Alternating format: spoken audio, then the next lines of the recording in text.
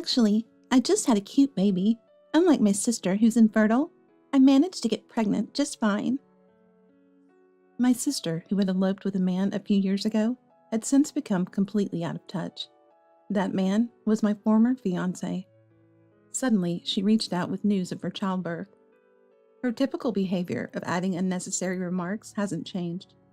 This is because, in the past, she often made sarcastic comments to me. Women who are infertile don't deserve to get married. You should just stay lonely and single forever. I was looked down upon by my sister because I couldn't easily conceive a child with my then fiancé. But at that time, I had no idea that my fiancé and sister were secretly nurturing their love. Soon after, my sister and my fiancé eloped, disappearing from my life. The shock and sadness of that time are something my sister, who easily stole my fiancé, could never understand. Now, 4 years later, she suddenly contacted me. I am Natalie. I've been a freelance photographer for 5 years. This year, I turned 33. My work income is finally stable, but I'm still in a state where I can't let my guard down. 4 years ago, when I was at the lowest point in my life due to a shocking event, my husband Kenneth reached out to me. They say love wounds heal intentionally, and now the sadness of being betrayed by my former fiancé has completely healed. And to think that even my own sister did the same. In other words, she knew he was my fiancé and still took him away.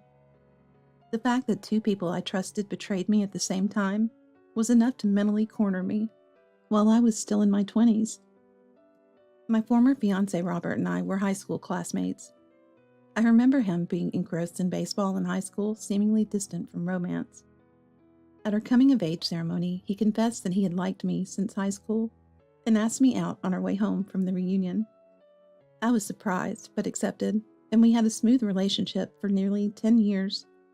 However, just before our wedding, Robert and my sister Victoria's affair came to light. It started when I found her lipstick in the passenger seat of Robert's car. The day before, my sister had bragged to me about buying a new lipstick, probably leaving it intentionally for me to find. Before that, there were many suspicious things, like her joining our dates coincidentally, and Robert and Victoria's replies to my messages coming simultaneously. Thinking they were mocking me behind my back, I couldn't stop crying in frustration, far from apologizing. You couldn't have kids with Robert, right? It's sad that you wasted his time. An infertile woman doesn't deserve to marry. You should stay lonely and single forever. My sister taunted. Indeed, Robert and I struggled to conceive. Though we were still engaged, we both wanted children soon, and tried multiple times unsuccessfully. I continued to visit the hospital, but Robert grew tired of it and stopped going. During that time, he developed a relationship with my sister. Robert assumed the infertility issue was mine and discussed it with my sister. He often praised her as cute, perhaps targeting her from the beginning. Realizing his feelings, my sister met him several times secretly. Robert said he would have chosen me over you if he met me first. I'm younger and cuter, not infertile, and have a better personality. Are you okay with that? Maybe you should break up soon. My sister, insensitive and cruel, tortured me with her words. She couldn't stand being inferior to me in academics or sports, so she'd been like a devil to me since childhood. The fact that my beloved was secretly seeing my sister, touched me with the same hands, and wasn't serious about our future along with many other things, overwhelmed me to the point of being unable to do anything. As for our parents, they always favored Victoria, who was blessed with good looks. Mom, a former reader model in her 20s with great beauty and style, was adored by Dad, who did whatever Mom wanted and treated me coldly, just like her. Though there was no physical abuse, the blatant difference in their attitudes towards us was heart-wrenching. So when I complained about my sister stealing my fiancé, I knew our parents wouldn't scold Victoria. Now we hardly communicate, and I don't plan to involve them in my life anymore. While I was down, it seems my sister and her partner proceeded with their wedding preparations and disappeared. Since then, their contact information has changed, and they became unreachable. Meanwhile, I worked hard as a photographer, I met my husband, Kenneth, who married me a year ago, financially and emotionally rescued me when I was still freelancing. Natalie, I love your photos the most. He said the words I needed to hear, helping me recover from despair. He supported me through the toughest time of my life, so even though we were newlyweds, I trust him wholeheartedly. We clash in work, but I love how he keeps it separate from our private life. While enjoying a smooth marriage and nearly forgetting the past, one day an unknown number called my phone. Hello, it's Victoria. Surprised your number hasn't changed, big sis. It was my sister. It had been years, and her voice seemed calmer than before, which was somewhat reassuring. But her character remained unchanged, dodging all my questions. I asked repeatedly where she had been and what she'd been doing, but Victoria only talked about what she wanted to say, ending with, I had a baby. Unlike you, I got pregnant easily. I thought I'd let you know since we're family. Come visit with a gift. I want to meet. She unilaterally gave me her address and date. Though I decided not to get involved, I reflexively took notes. I felt pathetic but wondered if I should show up for my pregnant sister. After the call, I contemplated and decided to discuss it with Kenneth, who knew the situation. After hearing everything, he pondered and then surprised me with his words. I'll come too. It's a chance to meet your sister, and I'd like to greet her. Actually, there's something I want to check. I was astonished at what he wanted to verify. Though it wasn't confirmed, the possibility made me agree to his coming along. The address was about an hour's drive from our place. On the day, Kenneth had something to attend to, so I went ahead planning to meet her. Driving there, I resolved not to get upset by whatever my sister said. She's been a queen bee since childhood due to our parents' upbringing. Such people don't change overnight, so I've learned to deal with her. As I've grown older, I've found the strength to not let every little thing affect me. You can't sustain yourself if you get emotional about every single thing. Her place was a fancy high-rise apartment. I took the elevator to the given floor and rang the doorbell. Ding dong! Victoria, holding a baby and in high spirits, answered immediately. At first glance, I knew the baby wasn't my ex-fiance's child. The baby had blue eyes and light yellow hair. Welcome, come on in. This is my husband, Robert. Oh, I guess I didn't need to introduce him, huh? Sorry about that time. It's in the past, it doesn't matter. I calmly replied, not to be swept up by her carefree demeanor. Robert, slightly awkward, pacified my sister while inviting me in. In the living room, Here, this. I handed her a gift bag, and her face changed. This is what I wanted. You're surprisingly thoughtful. She tore open the wrapping on the spot, then, seeing the content, grimaced. What's this color? It's ugly. You have bad taste. She twisted her mouth and carelessly dropped the box on the floor. Robert hurried to pick it up, but I wasn't bothered. Seems you came alone. Are you still single, sis? What? I didn't say you had to come alone. You could have brought your husband. You seem still single. No, I got married a year ago. There was a brief pause, then she taunted further. Really? Congratulations. But I bet he's unattractive, right? Not earning enough to live in a big high-rise like this. You're over 30 without money, and having kids must be tough. Plus, a husband who lets his wife carry such ugly luggage must have bad taste. What did your husband do? My sister, gleeful at having someone to belittle, relentlessly looked down on me. Each time, Robert would quietly say, Well, well. Or, Calm down. His attempts at soothing seemed almost comical. So I stood there, emotionless. Then the doorbell rang. Ding dong. Who's that? Go check, will you? Victoria commanded Robert, pointing with her chin while holding the baby, and sent him to the door. Shortly after, Robert returned with someone. It was my husband.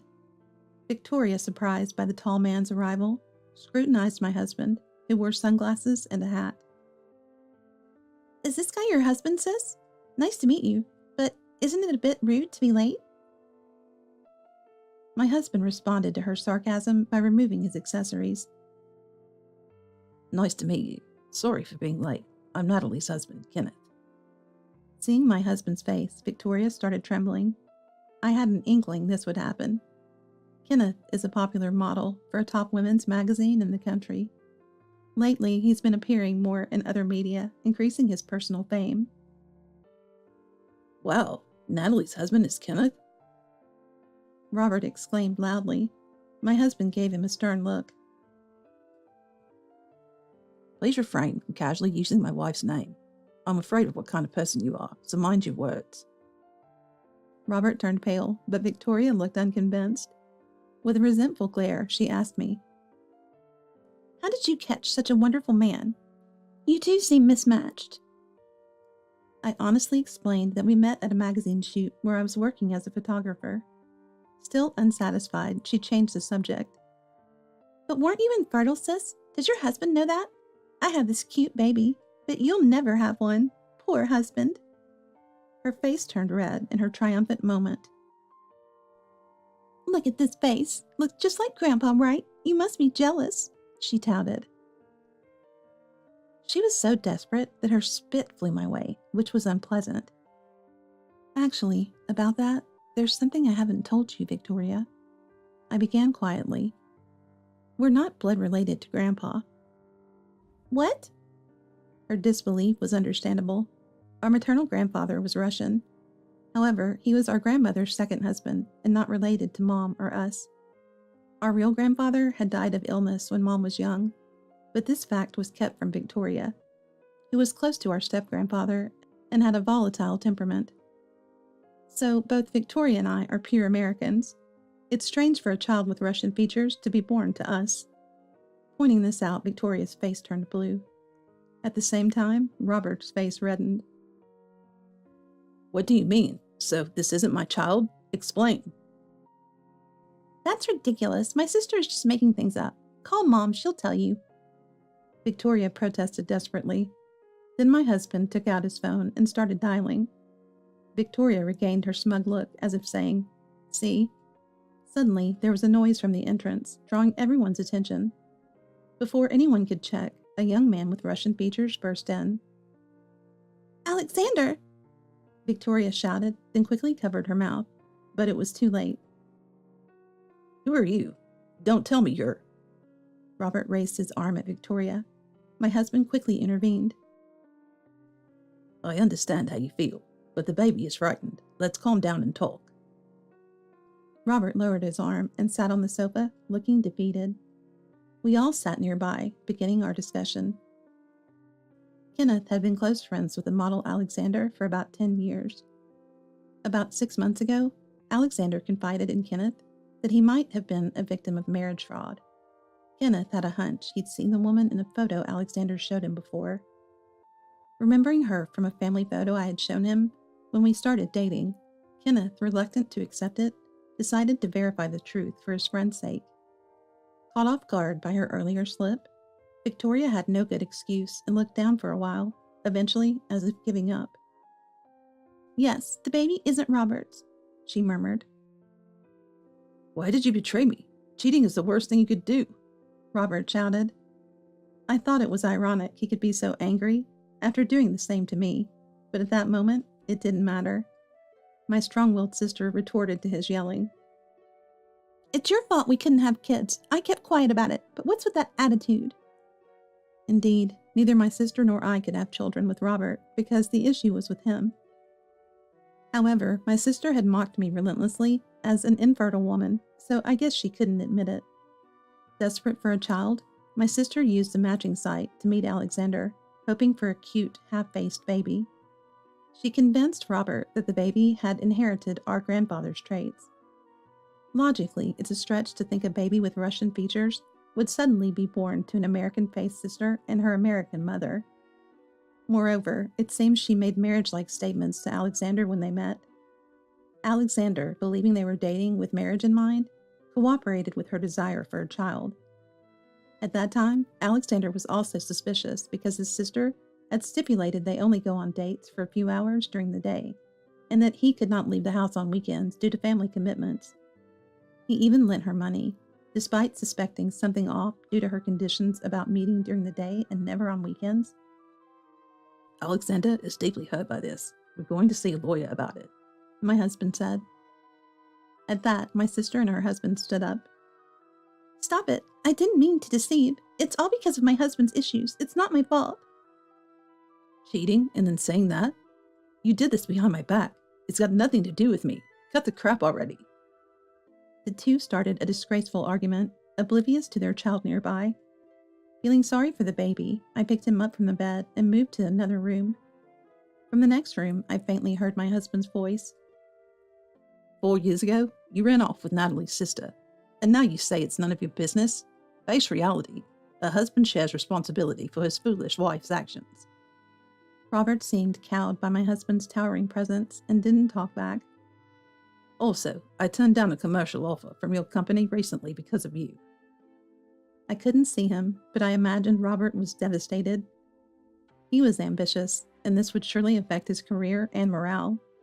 Leaving the confused and depressed couple, we left the house with Alexander.